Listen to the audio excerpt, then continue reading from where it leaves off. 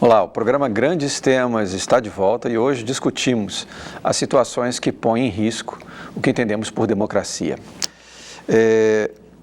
Em outubro de 2011, a revista Época publicou uma entrevista com o teórico do direito e assessor de presidentes Philippe Bobbitt, que afirma que o Estado Nacional não atende à sociedade e ele previa que os Estados Nacionais vão deixar de existir e serão substituídos por uma simbiose do setor financeiro, de entidades privadas e do governo. Seria o que ele chama de Estado-mercado. Ou seja, a era dos Estados Nacionais, portanto, essa questão de soberania, defesa de direitos, isso pertence à modernidade, isso já passou. Agora estamos numa outra época em que o Estado não atende mais isso, agora é o Estado livre do mercado, etc. Né? Essa é uma... Eu estou trazendo essa ideia porque quando a gente fala de riscos à democracia, a gente não pode tirar do cenário, não é, o assalto, o risco do assalto das forças econômicas nacionais e transnacionais às políticas, ao Estado democrático como tal, né? Eu queria que vocês comentassem um pouquinho essa ideia, não propriamente esse argumento do Philippe Bobbitt, mas ele apenas sinaliza alguma coisa que está aqui e ali no discurso de neoliberais, né? Ou seja, que bem aquela história, né, de a iniciativa privada é o terreno da ordem, da produtividade, não é? E da riqueza e, portanto, da prosperidade, e o campo do público é o campo do fracasso, do atraso e da corrupção. Não é? Esse é um argumento que é fácil na boca de alguns setores ideológicos no Brasil e fora do país também. Como é que vocês veem essa questão? Eu acho que assim, fazer previsões é sempre uma coisa complexa, né? Assim, em cenários muito instáveis e principalmente previsões de longo prazo, né? Mas eu acho que existe, pelo menos aí nesse ponto eu concordo um pouco com o que o Slavoj Žižek aborda, né? Ele acha que o que está ocorrendo é um descolamento entre capitalismo e democracia, né? Então aquela ideia de que capitalismo e democracia em algum momento eles teriam que ter uma conexão, né, simbiótica, ela estaria num processo de ruptura. Porque quando a gente fala sobre risco de democracia, a gente pensa muito no populismo, na demagogia, como sendo um dos elementos que põe em risco a democracia. Uhum. Mas o outro elemento que põe em risco a democracia e que pode realmente destruir a democracia é a plutocracia. Quer dizer, é você tornar a democracia refém da estrutura econômica, né, financeira, e isso também é um risco para a democracia, né? E assim, essa tendência essa ideia de que o mercado ele é puro, ele é perfeito e ele tem sinal de eficiência. Na verdade, são construções ideológicas, né? Assim, não existe nada de necessário nisso, né? Uma coisa como se fosse uma força da natureza, uma regra científica da física, né? Isso é um elemento de uma construção acidental. O mercado pode ser eficiente, pode não ser eficiente em determinadas áreas, pode ser mais eficiente numa área, menos eficiente em outra área. E uma coisa que eu acho que é interessante que a gente lembre quando discute essa questão de mercado e Estado, é de que essa ideia de Estado Nacional, ela surge num contexto de desenvolvimento do capitalismo. O capitalismo cria esse conceito, né? Esse conceito emerge do capitalismo também. Então, assim, essa dicotomia que às vezes as pessoas põem entre Estado e mercado, para mim ela tem uma função muito ideológica, né? Agora, que existe uma tendência a essas grandes corporações globais, financeiras e econômicas, transformarem os Estados nacionais em reféns de suas pautas, isso é uma coisa que nós percebemos que ocorre, né? E que é um problema para a democracia, né? Quer dizer, isso é um risco para a democracia. Um exemplo é a influência, por exemplo, que as petroleiras, as grandes corporações de petróleo norte-americanas tiveram no governo Bush em relação à construção que desembocou na guerra do Iraque, né? Então você tem aí o elemento do poder econômico interferindo de maneira bastante direta na própria condução do Estado Nacional.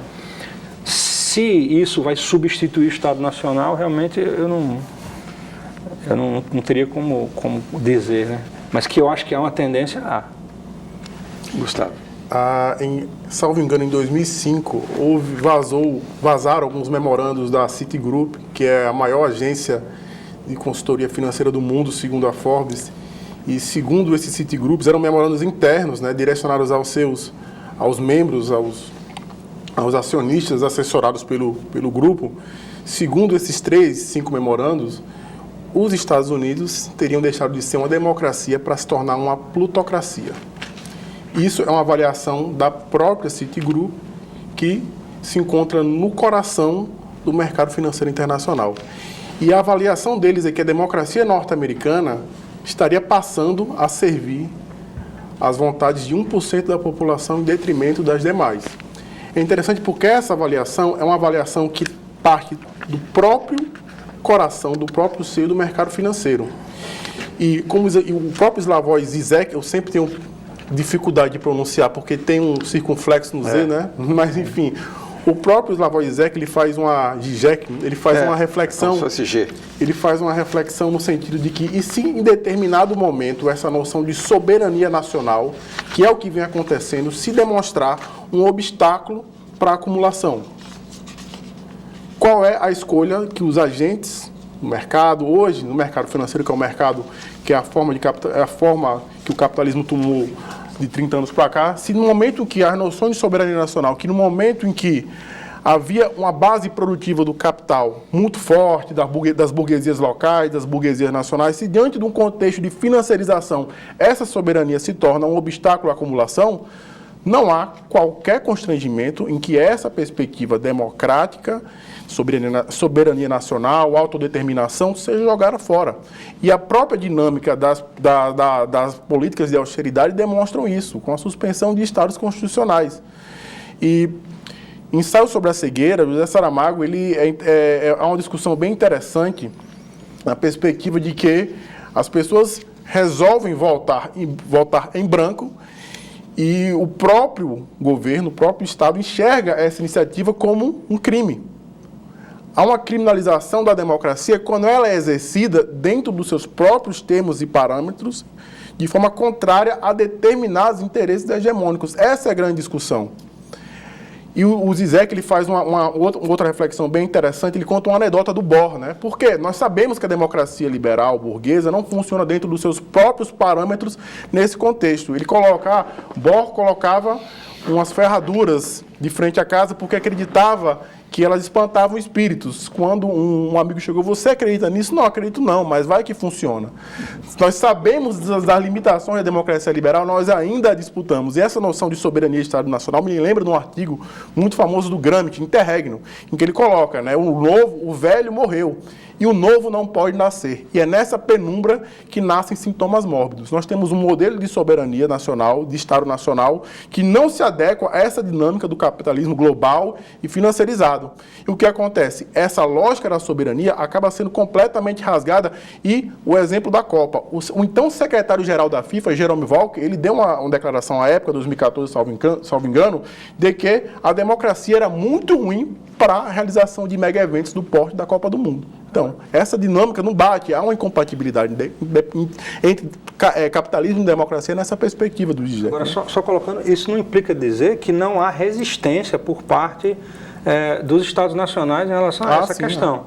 E você pode ver, por exemplo, hoje, né, uma situação extremamente engraçada até, né? Porque você vê os Estados Unidos criando uma guerra comercial, de certa maneira, afetando a estrutura básica da globalização, e você vê a pátria do capitalismo, né, a nação mais pulsante do capitalismo produzindo uma guerra comercial, e você vê a China, né, que é um país que é governado por um partido bolchevique, defendendo a liberação dos mercados, né? Sim. Se bem que da boca para fora, mas defendendo a liberação dos mercados para a integração econômica global. Então, quando você olha isso, você diz, pô, parece que essas categorias que a gente usou para explicar o funcionamento do mundo do século XX, elas estão começando a ter problemas hoje, né? A gente começa a ver isso um pouco...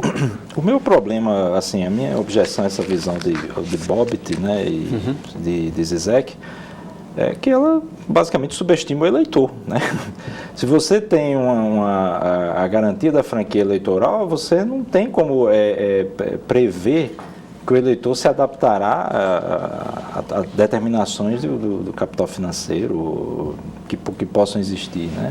Eu entendo que ele cria restrições ao Estado, né? E, portanto, a operação da democracia, onde o Estado é democrático, né? Na China não é, mas onde ele tem essa ideia da franquia eleitoral, o eleitor pode fazer surpresas para lá e para cá, né? E eu acho que Trump tem um pouco isso, a gente pode não gostar, mas tem um pouco isso aí, né? Ele também o colégio eleitoral facilitou a vitória dele, né? Mas eu não compro essa ideia de que a cabeça do eleitor é determinada pelo mercado, ele pode surpreender de um lado e de outro, entendeu? Isso está acontecendo no Brasil nesse momento, né? Se o mercado definisse as eleições. E outra coisa, há muita evidência de que, de fato, a orientação ideológica dos governos altera certas políticas, né? Governos de centro-esquerda realmente têm políticas diferentes, né? Isso na Europa está bem fundamentado. Aqui, acho que também, mas na Europa tem uma análise comparada. O governo democrata nos Estados Unidos é bem diferente do governo republicano. Então, o processo eleitoral gera efeitos. Agora, podem ser efeitos que não são satisfatórios para quem tem uma visão de democracia mais maximalista. Eu acho que é um pouco o caso de Zizek, desse tipo de teoria aí, né, que fica sempre insatisfeita com a democracia liberal. Então, eu ainda apostaria sim, não sei, a soberania é um negócio meio complicado, mas eu ainda apostaria sim no Estado Nacional e apostaria na combinação de mercado capitalista com democracia liberal. Agora, reconhecendo os problemas, eu acho que sim, se você tem um arranjo plutocrático, é evidente que é uma ameaça à democracia. Quando você tem, se o eleitor vê que tanto a esquerda como a direita estão cedendo aos mercados, aí ele não vai ver diferença entre as duas e vai votar em outra coisa, né? Esse é um problema real. Se a centro-esquerda e a centro-direita são iguais, né? Agora, a pesquisa a respeito ainda tem mostrado que há diferenças, né? Que esses governos produzem políticas diferentes. O que pode acontecer é que o eleitor insatisfeito aí vai para uma alternativa populista que pode ser proto-autoritária como Trump, né? Aqui há o fenômeno também da candidatura Bolsonaro. Eu acredito que será derrotada, mas isso é outra discussão, né? Então tem isso, mas eu ainda sou, eu divido dessa linha que, né, eu ainda acho que o mercado capitalista e a democracia política são compatíveis. Agora, que é um relacionamento tenso e difícil, a teoria política está toda aí mostrando isso, a evidência também. Que na verdade, né, complicado. Alan, ele excede a questão meramente eleitoral, né? Essa ingerência, digamos, do mercado, das forças do capital na política, na determinação de políticas públicas, tudo isso me parece que extrapola até mesmo a questão eleitoral. E é curioso porque parece que no Brasil a gente fica um pouco ao reboque da história. Ecoam aqui ideias que lá fora já não está, né? Não funcionam mais. Exatamente isso, como você lembrou, Pablo. O governo norte-americano agora numa tendência fortemente protecionista, nacionalista. É isso que é o capitalismo hoje, né? Protecionista e nacionalista. Defesa dos interesses do Estado americano. Tem nada de abertura econômica, né? Muito pelo contrário, 2008... o governo Barack Obama, é muito curioso isso, né? Porque lá é a terra desse discurso, fundamentalmente desse discurso, de que o Estado tem que ficar fora da economia. Bom, tem que ficar até que a economia não vá mal, né? Até que eles não façam besteira. Na verdade, 2008, nunca fica fora, né? Mesmo... Mas no discurso fica, na afirmação ideológica é o que eles pretendem. Quando o governo quer implementar políticas públicas mais universais, isso, aí me parece que isso cria problemas para os interesses do mercado. Mas quando o mercado faz besteira, como fizeram em 2008, colocaram o mundo de joelhos, né? O governo americano, Barack Obama, teve que socorrer com $1 trilhão, inclusive tirando da falência empresas como Ford e como General estatizando o sistema financeiro. Injetou, inclusive, salvou bancos, inclusive, né? Então a gente tem um discurso que é ideológico, e o Estado tem que ser mínimo na hora que isso interessa ao mercado, né? E o Estado tem que salvar as besteiras que fazem a iniciativa privada contra os interesses do povo. E às vezes até, por exemplo, e aí é um problema lá nesse sentido, porque às vezes até eles desrespeitam a própria decisão do eleitorado, sim, como foi o caso da Grécia, em relação ao famoso plebiscito da saída do euro, né? Sim. Quer dizer, e aí você tem problemas, né, dessa dinâmica tensa que envolve esses interesses de mercado, justamente essa coisa do eleitor, né? E aí essa tensão ela pode abrir espaço para você ter o refluxo autoritário, né? Porque na medida em que você começa a perceber que os canais democráticos tradicionais eles não lhe dão mais possibilidade de você encontrar alternativas àquela estrutura que está posta, né, e de transformação, de certa maneira, real, né, e aí você pode começar a jogar todo o pacote fora. Então você diz assim, esse sistema democrático, então, ele não me representa, ele não me diz respeito, e aí você começa, então, a ter uma certa tentativa, ao invés de pensar, digamos assim, o futuro, né, e tentar imaginar, né, algo diferente a ser posto, você começa a procurar atrás formas anteriores. Uhum. Aí eu acho que é uma espécie de utopia regressiva, né? Você começa de certa maneira, idealizar um passado, que eu acho que o Trump usa um pouco isso em relação a Make America Great Again, né? Você faz a América grande de novo, essa sensação de que você pode retroceder a formas anteriores, né? E aí eu acho que esse discurso, ele acaba sendo incorporado tanto nos movimentos neonazistas na Europa, quanto até agora aqui em relação a essa questão da ditadura militar. Você começa a idealizar um passado, como se aquele passado fosse uma intervenção mais forte. Exato, né? E inclusive sem perspectiva de retorno, né? Eu até acho preocupante declarações de militares recentemente, né? Inclusive se metendo na campanha e tal. Mas a perspectiva de um regime militar mesmo não existe, né? Inclusive tem um colega que ele falou, olha, o pessoal esquece que quando houve o golpe de 64, tinha presidente que ia tomar um cafezinho ali no Catete, né? no Rio de Janeiro. Quer dizer, era um contexto muito diferente de hoje, né? A informação que a gente tem é que os militares eles têm um medo imenso, eles não querem nem, assim, o pessoal mais de alta patente, né? Mas são preocupantes sim, assim, as manifestações que eu tenho visto esse ano são preocupantes, mas naquele sentido que a gente estava falando antes, de uma erosão gradual. Uhum. Não é realmente um regime militar, isso aí já... Não. Inclusive na América Latina, realmente hoje é um fenômeno da África e da Ásia, e mesmo assim muito pontual. Né? Nós temos uma questão que vem de um telespectador. Pergunta o seguinte: há uma percepção de algumas pessoas de que o funcionamento da democracia está atrelado simplesmente a atender à vontade do povo se existir um certo consenso nacional em torno de uma política pública. Ela deve ser adotada. Seria esse realmente o papel dos poderes na nossa democracia? É uma pergunta de Matias, daqui de Natal. Ficou claro a questão? Eu acho que aí ele toca num ponto, talvez seja o ponto mais problemático da democracia desde Sócrates, né? Que é a questão de que até que ponto a vontade da maioria ela pode ser boa para a cidade, né? Ou seja, até que ponto em todas as situações a escolha da maioria realmente é o melhor a ser feito, né? Quer dizer, quando você encontra situações na qual de repente você tem, e aí às vezes você pode observar isso até na própria política econômica, né? Algumas pessoas comentam, né, que quando você tem muitas vezes políticas econômicas que são equivocadas do ponto de vista técnico e tal, que depois geram problemas, às vezes são momentos em que a população mais apoia o governo, né?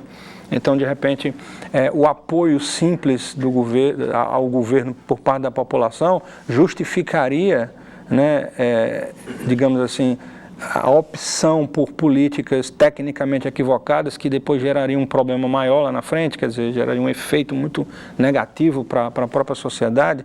E quem poderia tutelar isso? Então, acho que esse é um problema estrutural da democracia, que precisa ser pensado e trabalhado, né? E aí você tem, por exemplo, a ideia de que você tem uma escolha democrática por um partido, como foi, por exemplo, o Partido Nacional Socialista na Alemanha, que foi colocado no hashtag pelo voto, né?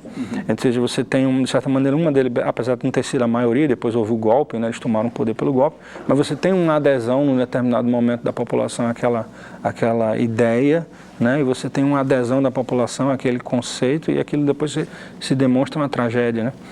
Eu acho que esse é o elemento mais tenso que ocorre entre a estrutura, né, do desejo e da soberania do povo e, ao mesmo tempo, uma necessidade de certos princípios, certas regras, certas ideias que não poderiam ser, digamos assim, retiradas do cenário por parte da população, né? Esse equilíbrio, para mim, eu acho que é o equilíbrio mais difícil de se conquistar num processo democrático, né? Se é que é possível realmente chegar num equilíbrio total nesse ponto, né? Sempre há o risco da maioria abolir algum princípio, alguma regra fundamental que depois se demonstre uma catástrofe, né? Inclusive, Pablo, a própria noção de democracia, das democracias constitucionais, liberais, é a proteção contra a tirania da maioria. Aí já vem aquela noção clássica de Rousseau, né, do interesse geral, da vontade geral e da vontade de todos. E a proteção de minorias é um traço marcante na perspectiva dentro da moldura institucional das democracias liberais. Isso me lembra bastante também a cena clássica da Odisseia, em que Ulisses ele pede para ser amarrado. No momento de sobriedade, ele pede para ser amarrado no mastro, e ele fala, né, as sereias vão cantar, eu vou pedir para me soltarem, mas não me soltem. Então, no momento de lucidez, ele fixou aquela diretriz, e quando ele pediu, não me soltem. Ele, desesperado, pedindo para soltarem, e não soltaram. É mais ou menos essa a dinâmica da Constituição. Nós temos um Estado constitucional, que a gente tem determinadas normas, em que em momentos de crise há uma sedução muito forte a medidas autoritárias. E há uma sedução muito forte, principalmente no sentido de desconsiderar aquelas normas que foram fixadas no momento de lucidez constitucional. Nós temos, por exemplo, o princípio da presunção de inocência. Então, há uma sedução muito forte para flexibilizar aquele princípio, para atender a determinada demanda que vem na esteira de uma atmosfera punitivista profundamente autoritária. É Ulisses que naquele momento fixou, nós temos que considerar a presunção de inocência, nós temos que considerar que a pessoa ela só pode ser considerada culpada após uma condenação com trânsito julgado. Mas o que acontece? Hoje, no Brasil de 2003, aliás, de um tempo para cá, o judiciário vem atuando exatamente no sentido de quê? De pedir a Ulisses, dos companheiros de Ulisses, desamarrando ele do tronco, do mastro do navio.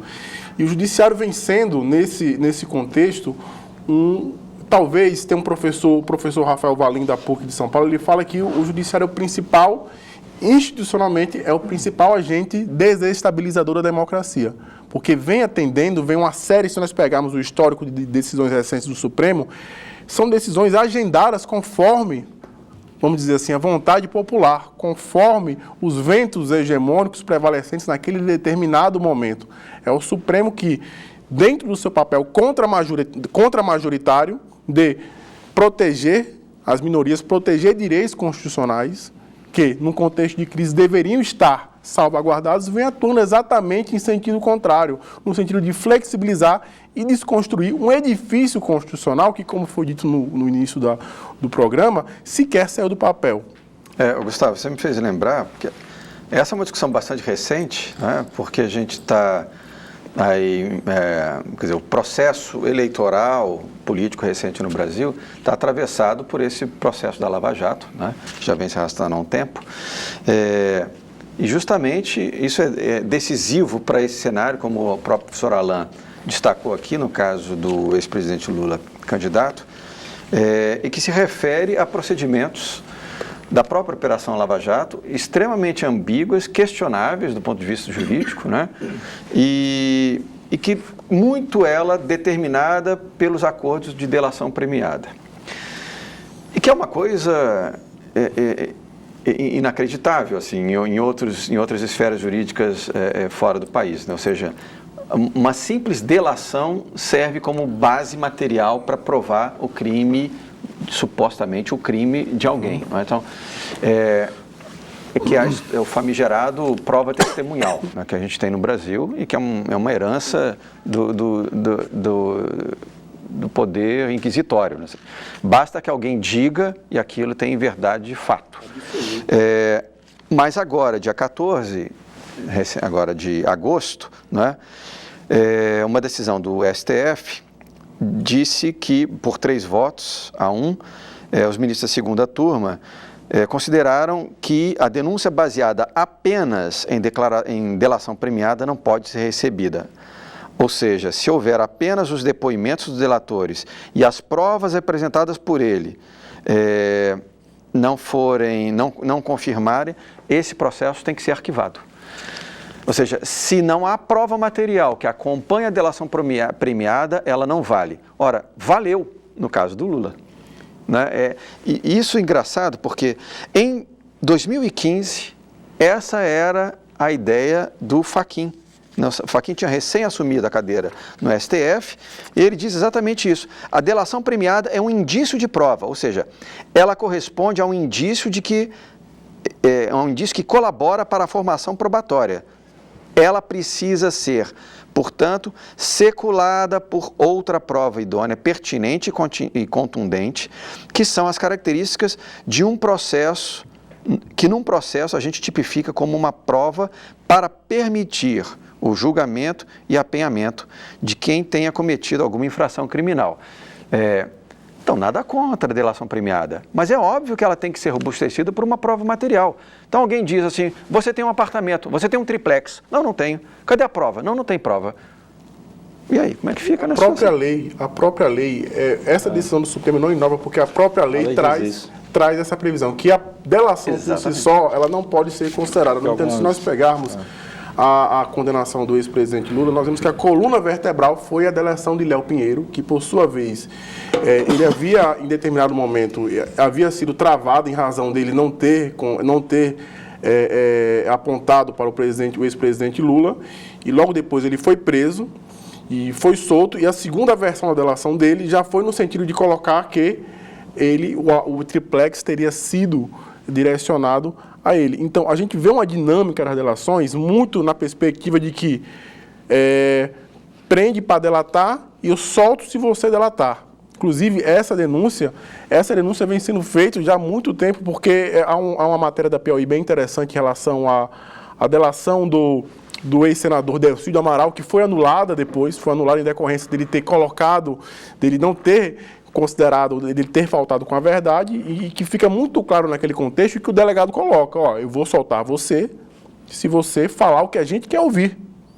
Então, essa perspectiva da delação é muito presente nas delações de modo geral, e o Supremo, ele se mostra uma corte que ela não é monolítica. A própria segunda turma, o Fachin faz parte da segunda turma, se não me engano, ele sabendo que é minoria na turma, ele quando recebe, quando é distribuída alguma ação para ele, algum procedimento para ele, ele remete para o pleno, porque sabe que no pleno vence. Mas na turma ele perde. Eu analisei, mas acredito que esse voto vencido tenha sido dele, eu não sei, diante do histórico. Está gerando inconsistência no que toca aos casos políticos.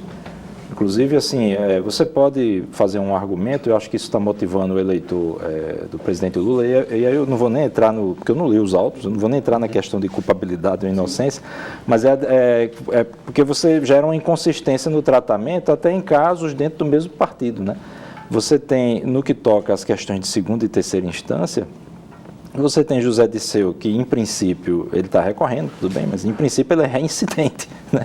E ele está aí solto, articulando campanhas, né? É filiado ao PT. E você percebe que a manutenção da reclusão do presidente Lula é um negócio meio complicado. Você não precisa nem comparar tanto com os casos de outros partidos, que eu acho que realmente o PSDB me parece ser mais protegido, sobretudo em São Paulo, né? Assim, integrantes do PSDB, o processo de Serra, de Alckmin são mais lentos, isso é visível.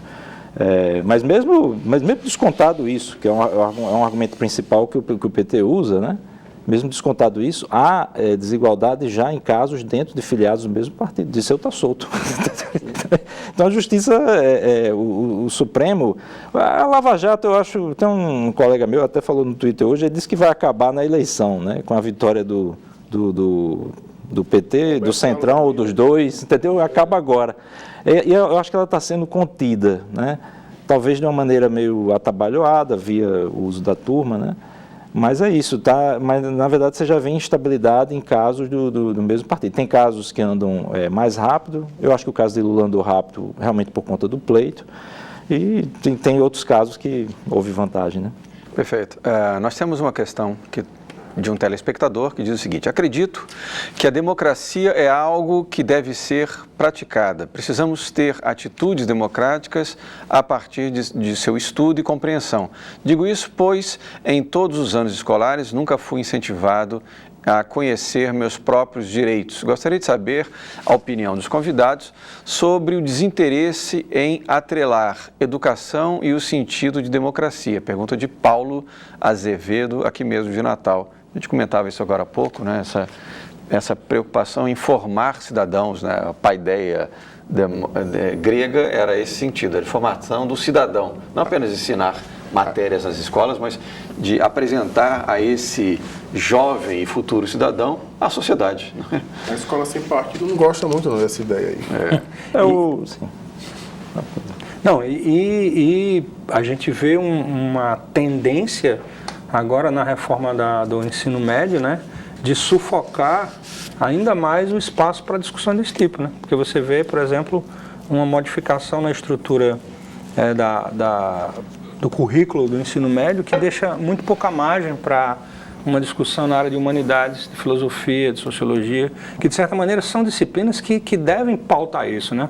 Quer dizer, essas disciplinas são disciplinas que devem, eu acho que um dos elementos centrais da contribuição da sociologia, da filosofia no ensino médio é justamente tratar desse assunto.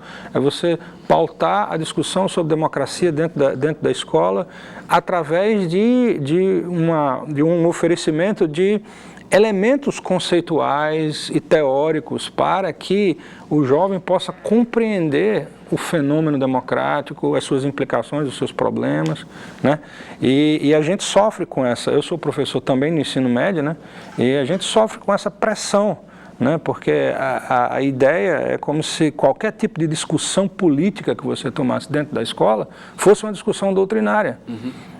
Quando na verdade não é bem isso, né? Quer dizer, se existe um excesso ou outro de algum professor, isso é uma questão pedagógica que deve ser tratada pedagogicamente, inclusive discutindo-se a ética docente, né, a ética do professor dentro de sala de aula. Mas você não pode excluir o conteúdo da discussão política democrática, sobre democracia, sobre política dentro da escola, sobre esse pretexto, né? E a gente vê um pouco essa pressão. Perfeito. Quando a gente definiu a pauta desse programa de hoje, Alan, saiu uma matéria na Folha de São Paulo, uma entrevista com Brian McCain, né, um brasilianista, e ele afirma nessa entrevista que a democracia no Brasil está em risco. Exatamente. Assim que a gente definiu a pauta, saiu essa matéria na Folha de São Paulo.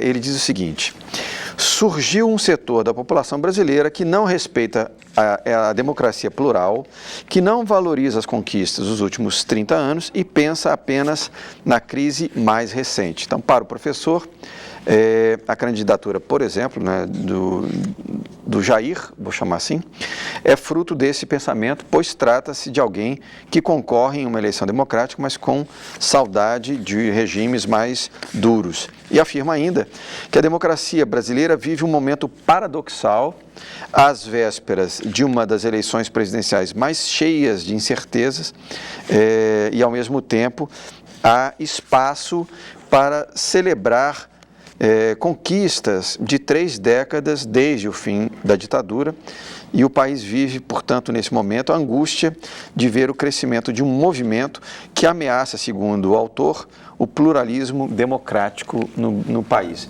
É curioso que ele é um estudioso do Brasil e percebe que o tema é de interesse mesmo, ou seja, é um grande tema, esse do risco da democracia no Brasil. O que você diria, Alan?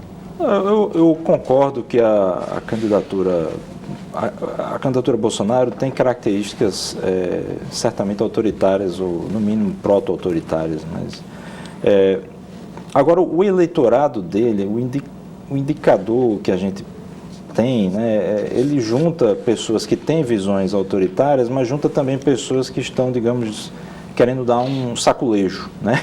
Falando de maneira mais, um pouco mais popular, né? Que estão querendo mexer no sistema político de uma maneira, de qualquer forma, né? Eu acho que a função de preferência, né, um termo meio estranho de ciência política aqui, mas a maneira como o eleitor de Bolsonaro pensa me parece um pouco similar do eleitor de Trump, né, de Donald Trump nos Estados Unidos. A composição social não, aí muda bastante, porque lá também tem muito eleitor republicano, o sistema é bipartidário, então a pessoa não gostava de Hillary, muita gente... Não é, você é um eleitor conservador e ficou Trump e Hillary. Esse cara não é nada, mas vou votar nele, né? Então é um eleitorado mais diverso. Mas o eleitorado de Bolsonaro tem essas duas coisas, né? Mas eu concordo que há um problema. Aí depende de como você interpreta a conjuntura recente. Como é que eu interpreto? Eu não estou querendo dizer que é assim, até porque a gente vai pesquisar esse assunto ainda, né? Mas eu acho que a direita normal usou a direita radical no contexto do impeachment da presidente Dilma, né? De certa forma usou e achou que poderia depois controlar esse pessoal. E está se verificando agora que esse controle é de difícil execução, né? Essa é a minha leitura. Agora, é evidente que a parte autoritária já existia antes, né? E isso aí só revelou. O que ocorreu foi uma expansão a partir da comunicação do deputado. Ele consegue, né? As pessoas dizem que ele, por exemplo, que ele se expressa de maneira tosca e tal, mas na verdade a questão é se chega a mensagem. Chegou, é o que interessa, né? Lula, também o presidente Lula, cometia erros, né, de algumas gafes de português. Isso não tinha a menor relevância, porque a mensagem central dele chegava, né? Comparando a esses dois líderes. Então esse é o problema. Eu acho que é isso. O que a gente vai ver agora, no que toca à eleição, acho que não é bem o caso aqui do tema, a gente entrar nas minúcias, né, da eleição, mas o que está acontecendo, o que vai acontecer é isso. Agora, os candidatos, digamos, da direita normal vão tentar destruir o candidato da direita radical, cujo eleitor realmente não é só direita radical. Tem uma galera aí que, não, eu vou votar nesse cara porque ele vai perturbar aí, vai destruir certas coisas, né? E vamos ver o que vai acontecer. Mas eu concordo que a candidatura dele tem sim características autoritárias. E todo esse cenário que você acabou de escrever, né, professor Alain, mostra exatamente a fragilidade dessa experiência democrática brasileira, né? Seja, que a gente... E eu acho que o Alain pontuou uma coisa interessante, que a gente não pode também, e isso é um risco que eu acho que a própria esquerda provoca, que é de tratar todo o eleitorado de Bolsonaro como se fosse um eleitorado protofascista ou fascista, né? Você acaba produzindo um fenômeno de um esvaziamento semântico do termo fascismo, que é muito parecido com o que a extrema-direita faz com o termo comunismo, né? Elas usam o termo comunismo como sinônimo de qualquer coisa. Vira uma troca de insultos, né? E isso é um elemento, de certa maneira, perigoso, porque você acaba superdimensionando esse fascismo, quando, na verdade, você tem dentro do eleitorado de Bolsonaro vários segmentos diferentes. Okay. Isso. Perfeito. Eu queria agradecer a presença de todos vocês, Pablo, Gustavo, Alain, por terem colaborado com o programa de hoje. E um aviso a você que está nos assistindo, devido ao horário eleitoral gratuito, a partir da próxima segunda-feira, o programa Grandes Temas será apresentado às 21h. O programa Grandes Temas, então, fica por aqui, mas você pode continuar conectado com a gente através do Facebook. Lá você acompanha o tema dos próximos programas e também pode enviar sugestões de temas para a nossa produção. Então, curta e compartilhe a nossa fanpage. Estamos também no canal da TVU no YouTube e lá você encontra todos os debates dessa temporada do programa Grandes Temas. Muito obrigado pela sua companhia e até segunda-feira que vem. Boa noite.